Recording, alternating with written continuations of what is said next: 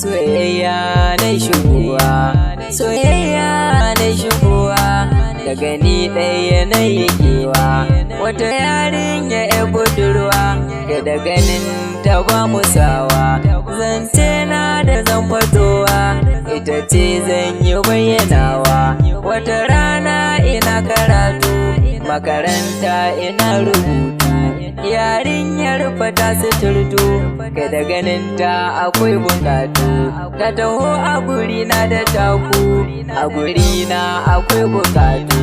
ni ina so na daina shakku, zuciya kuma na ta zanku, sai ta zo a guri na a kusa, ta yi sallama babu nisa, ni ina so kuma na amsa, zuciya kuma babu amsa, sai ta ce suna na Nafisa, Nafisa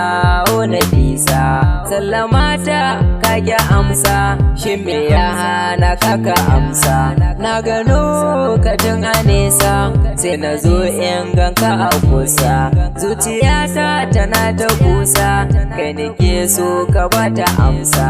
sai na dago kai dan na ganta, zuciyata tana bukata, sai na ce da ita ki zauna, sai ta samu gudan ta zanna, da zaman ta je ta kallo na, daga ni kai ka san da kauna, sai na ce yan mata Nafisa, yanzu ni za ni baki amsa, sallamarki na fa amsa, zuciya ce dai ta amsa,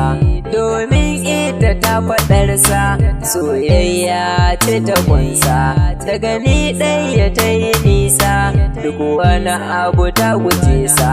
ni ina so na samu dama, zuciyata ta daina fama, oh ta daina fama, yarinyar akwai ladama, zuciyarta tana da girma, sai ta yi furici wurina, menene so da kauna, domin shi so da kauna, salo ne na gane juna, sai na yau tambaya gare ta, menene take bukata,